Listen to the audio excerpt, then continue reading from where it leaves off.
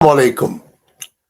আজকে একটা বিষয় নিয়ে আলোচনা করছি, যেটা এখন বাংলাদেশেও আলোচিত হচ্ছে। সেটা নিয়েই তো সেটা হচ্ছে শাহাবুদ্দিন চুপ্পুর কি হবে বা কি করা উচিত, সেটা নিয়ে এখন আলোচনা করছি। এবং শাহাবুদ্দিন চুপ্পু সরে গেলে, তার অপসারণের পরে এখানে কি ডক্টর ইউনূস রাষ্ট্রপতির পদে অধিষ্ঠিত হচ্ছেন এবং সিংহপুরুষ যাকে বলি আমি, সিংহপুরুষ মাহমুদুর রহমান সাহেব কি ডক্টর ইউনূসের স্থলে বসছেন প্রধান উপদেষ্টা হয়ে। তো যে জন্য আমি কথাটা বলছি আজকে, অবশেষে মনে হচ্ছে আমার তীর টার্গেটে হিট করলো। আমি 2 মাস আগ থেকেই যে কথা বলা শুরু করেছিলাম, আজ বৈষম্য বিরোধী ছাত্র সমন্বয়কদের মুখে সেই কথা শুনছি যে চুপ্পুকে সরাতে হবে। Better late than never.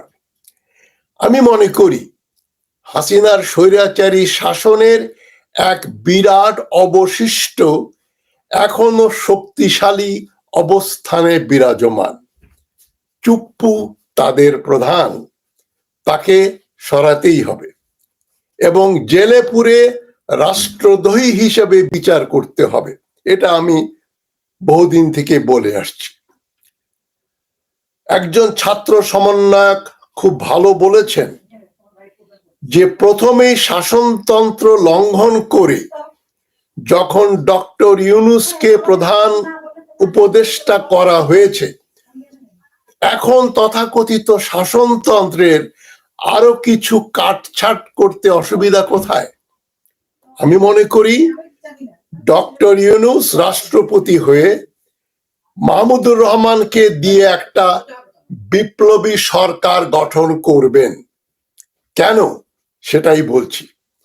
কেননা প্রথমত ডক্টর ইউনূসের বয়স হয়েছে, তিনি 84 বছর বয়স্ক একজন ব্যক্তি। তার রাজনৈতিক কার্যকলাপের সঙ্গে কোনো সম্পর্ক ছিল না, নেই।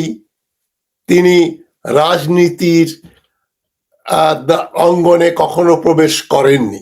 2007 সালে তিনি একবার একটা রাজনৈতিক দল করার চেষ্টা করেছিলেন, কিন্তু পরে যখন তিনি অনেক লোকজন তার সঙ্গে পেলেন না, তিনি বলেছেন যারা বলেছিলেন একটা দল করেন তাদের কেউ এগিয়ে না আসাতে তিনি বাধ্য হয়ে তার রাজনৈতিক দল এবং তার রাজনীতিতে যে অভিষেক হবার কথা ছিল সেটাকে চিরস্থায়ীভাবে মনে হয় তিনি বন্ধ করে দিলেন। এখন উদ্ভূত পরিস্থিতিতে তাকে, যেটাকে বলা হয় অনুরোধে ঢেকি গেলা, তিনি অনুরোধে ঢেকি গেলে বাংলাদেশের প্রধান প্রেসিডেন্ট চুপ্পুর প্রধান উপদেষ্টা হিসাবে চাকরি গ্রহণ করেছেন, জয়েন করেছেন 8ই অগাস্ট। তবে ইতোমধ্যেই কারা কারা উপদেষ্টা হবেন তার একটা ব্লু প্রিন্ট বাজারে ঘুরে বেড়াচ্ছিল 5ই অগাস্ট থেকেই। সে অনুযায়ী আমি মনে করি জেনারেল ওয়াকার এখানে একটা গুরুত্বপূর্ণ ভূমিকা পালন করেছেন। তো সেখানে ডক্টর ইউনূস বসেছেন ঠিকই, তবে কারা কারা উপদেষ্টা হবেন সেটা তিনি নির্ধারিত করেননি। তাই আমরা দেখতে পাই কালকের অনুষ্ঠানে আমি বলেছি ডক্টর ইউনূস এক কথা বলেন, উপদেষ্টারা আরেক কথা বলে ডক্টর ইউনূসের নির্দেশ অমান্য করে একটা ভিন্ন সিদ্ধান্ত গ্রহণ করেন। উদাহরণস্বরূপ বলা যায় বাণিজ্য উপদেষ্টা ডক্টর সালেউদ্দিন, ডক্টর ইউনূস এবং আরেকজন উপদেষ্টা ফরিদা আক্তারের যে স্পষ্ট বক্তব্য ছিল যে আমরা বাংলাদেশ থেকে আর ভারতে ইলিশ মাছ রপ্তানি করার মতো অবস্থা আমাদের নেই, আমরা রপ্তানি করব না। কিন্তু সালেউদ্দিন সাহেব সেটা বদলে দিয়ে বললেন যে না না না, আবেগ দিয়ে নয়, অর্থনীতির হিসাবে আমাদের কাজ করতে হবে, যুক্তি দিয়ে কাজ করতে হবে। তাই যুক্তি দিয়ে কাজ করতে গিয়ে ডক্টর সালেউদ্দিন, আমার তো মনে হয় ডক্টর ইউনূসকে জিজ্ঞাসা না করেই সিদ্ধান্ত সম্পূর্ণ বদলে দিলেন। ফলে ডক্টর ইউনূসের ইমেজ, বাংলাদেশের ইমেজ, সবচেয়ে বড় কথা যে বিপ্লব যে নামে হয়েছিল, যে ভারত বিরোধী সরকার উৎখাত করে ভারতকে সাইজ করা, যেটা কথ্য ভাষায় পড়ে, সেই ভারতকে সাইজ করার আন্দোলন থেকে আমরা দূরে সরে আসলাম। সুতরাং ডক্টর ইউনূস কঠোরভাবে এই সমস্ত উপদেষ্টাদের নিয়ন্ত্রণ করতে পারছেন না। তিনি অতি ভদ্র মানুষ, দশে মিলে করি কাজ, হারি জিতি নাহি লাজ, এইভাবে তিনি নিজের মতো সবাইকে মনে করেন, সবাই সৎ, সবাই বস্তুনিষ্ঠ কথা বলবে, সবাই খুব নীতিবান। তা তো হচ্ছে না। আমরা প্রথমেই দেখলাম ব্রিগেডিয়ার সাখাওয়াত হোসেন আওয়ামী লীগের গুণকীর্তন করে পুনঃপ্রতিষ্ঠিত করতে চাইলেন, পরে আসিফ নজরুল একই পথের পথিক হলেন। তিনি শেখ মুজিবুর রহমানের ছবি মাথার উপর নিয়ে আওয়ামী লীগকে পুনর্বাসিত করার কথা বললেন। তারপরে আমরা আসিফ নজরুলের আরেক ডিগবাজি বা কেলেঙ্কারি বা ভেলকিবাজি দেখলাম ডক্টর মাহমুদুর রহমানের গ্রেপ্তার হওয়া নিয়ে। তিনি যেভাবে সাফাই গাইলেন, মনে হচ্ছিল শেখ হাসিনার একজন মন্ত্রী বলছেন, আইনমন্ত্রী বলছেন যে মাহমুদুর রহমান তো জেল অপরাধী, তিনি তো তার 5 বছরের জেল হয়েছিল, মামলাটা অবৈধ, ইত্যাদি ইত্যাদি ইত্যাদি অনেক আবল তাবল কথা আমরা শুনলাম, আসিফ নজরুলের কাছ থেকে শুনলাম। সুতরাং আমি যেটা বলতে চাচ্ছি, আমার কথাটা, মোদ্দা কথাটা ওইখানেই, যে ডক্টর ইউনূস নিয়ন্ত্রণ করতে পারছেন না তার পারিষদ বৃন্দকে, তার উপদেষ্টা বৃন্দকে।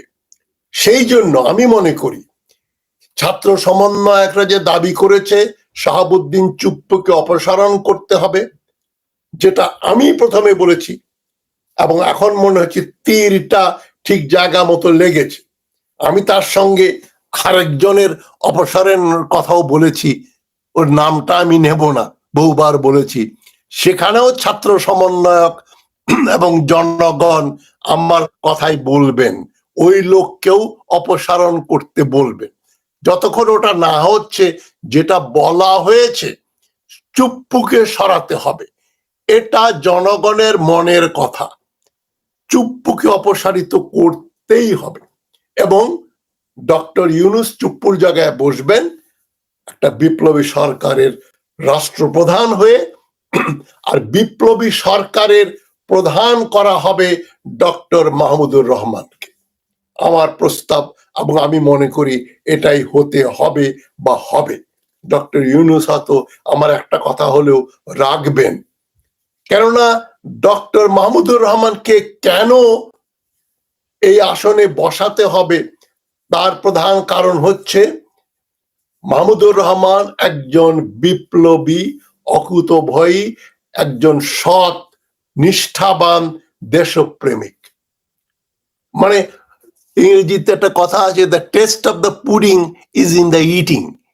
পুডিংটা কেমন খেতে, কেমন লাগে, সে পুডিংটা আপনি খাওয়ার পরেই বুঝতে পারবেন, পুডিং দেখে বোঝা যায় না। তো মাহমুদুর রহমান সেই প্রমাণটা দিয়ে দিয়েছেন যে উনি কি ধাতু দিয়ে তাকে তৈরি করা হয়েছে। 5 বছর জেল খেটেছেন, মাপ চাননি, ক্ষমা চাননি। তিনি কোর্টে বলেছেন, বিচারক বলছেন যে আপনি এই যে স্কাইপ কেলেঙ্কারি ব্যাপারটা যে আপনি ছাপালেন আপনার পত্রিকায়, এটা আপনার ভুল হয়েছে। মাহমুদুর রহমান বলছে ভুল হবে কেন, এটা তো সত্য তথ্য, সত্য খবর, ইকোনমিস্টের মতো পত্রিকাতে এসছে, আমি ছাপিয়েছি। বিচারক বলছেন আপনি ক্ষমা চান, মাহমুদুর রহমান বলছেন না, ক্ষমা চাইবো না, আমি কোনো ভুল করিনি, আমি সত্য কথা বলেছি। একজন বিচারক আব্দুল মতিন বলল ট্রুথ ইজ নো ডিফেন্স। সেখানে মাহমুদুর রহমান দমে গেলেন না, তিনি বন্দুক ধরেই থাকলেন যে না, আমি যেটা বলেছি সেটাই সত্য, আমি ক্ষমাও চাইবো না, জামিনও চাইবো না, আমি ভুল করেছি সেটাও বলবো না। ফলে তাকে পাঁচটি বছর জেলখানায় থাকতে হয়েছে। তাকে পুলিশে ধরে নিয়ে যে অত্যাচার করেছে সেটা বর্ণনা করার মতো ব্যাপার নয়। তারপরে তাকে তো আপনারা জানেন, কুষ্টিয়ার আদালত প্রাঙ্গণে পুলিশের সামনে ছাত্রলীগ আওয়ামী লীগের গুন্ডারা তাকে প্রায় পিটিয়ে মেরেই ফেলেছিল। তারপরে তিনি যান বাঁচাতে তুরস্কে গিয়ে ইস্তাম্বুলে উনি রাজনৈতিক আশ্রয় নিয়ে সেখানে তিনি বেঁচে ছিলেন। সেখান থেকে এসে আবার বিপদে পড়লেন। বিপদেও কিন্তু তিনি জামিন চাননি। আসিফ নজরুলের তথাকথিত আদালতের তথাকথিত বিচারকের কাছে তিনি ক্ষমা প্রার্থনা করেননি, জামিন চাননি। এখন বাংলাদেশ যেভাবে চলছে, মোটামুটি হাসিনার 90% প্রশাসক বিভিন্ন জায়গায় বসে আছে। বিচারক, পুলিশের বড় বড় অফিসার, সেনাবাহিনীর বড় বড় অফিসার এবং আরো দালাল ফড়িয়া ব্যবসায়ী এস আলম, বসুন্ধরা, সবাই কিন্তু বিরাজমান।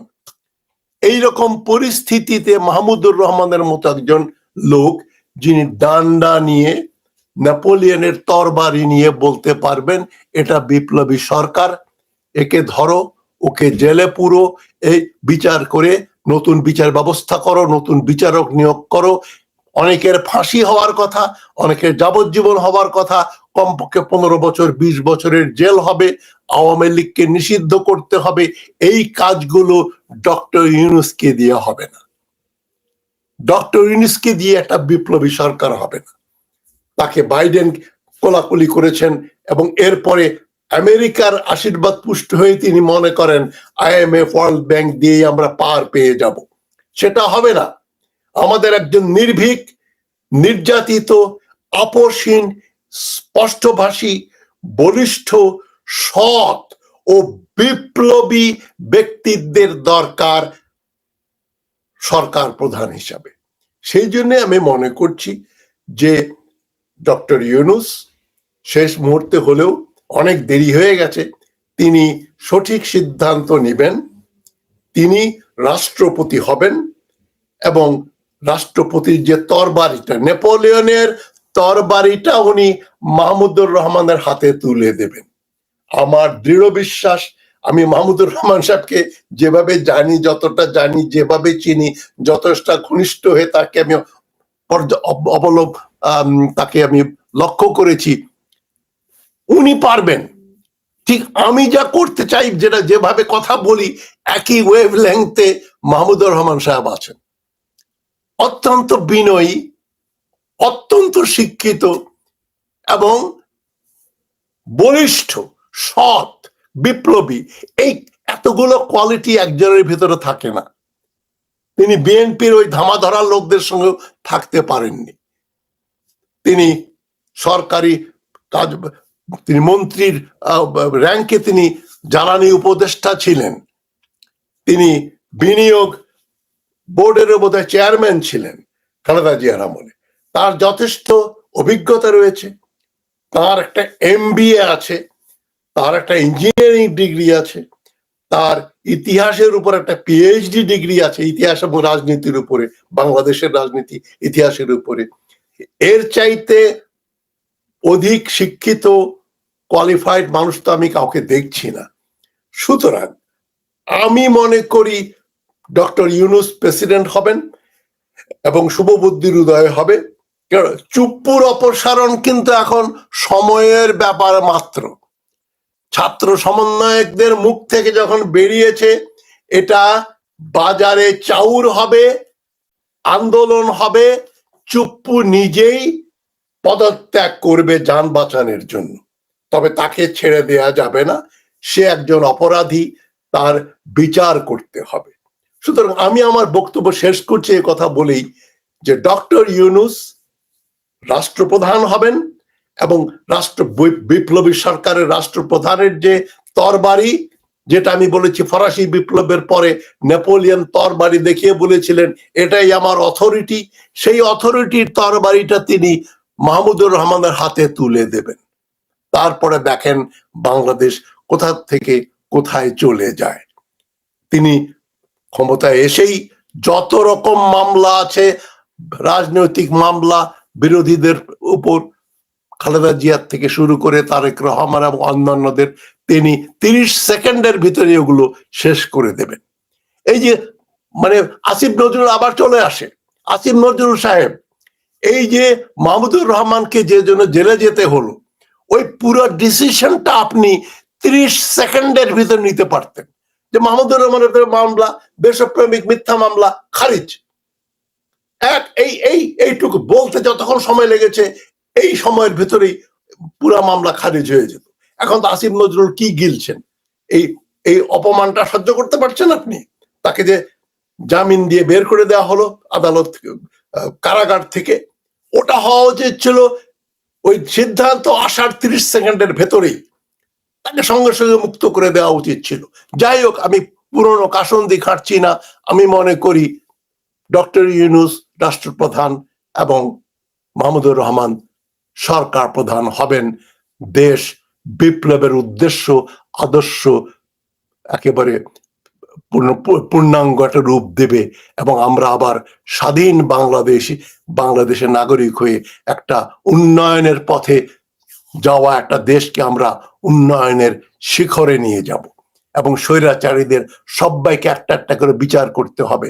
ইতোমধ্যেই হাসিনাকে ফেরত চাওয়ার দাবি করা উচিত, এবং যারা যারা পালিয়ে ভারতে আশ্রয় নিয়েছে, যাদের ছবি আমরা দেখতে পাচ্ছি, ভিডিও দেখতে পাচ্ছি, তাদেরকেও ধরে আনার ব্যবস্থা করেন। এবং সেটা মাহমুদুর রহমান এবং ডক্টর ইউনূসের টিম ওয়ার্কের দ্বারাই সম্ভব হবে।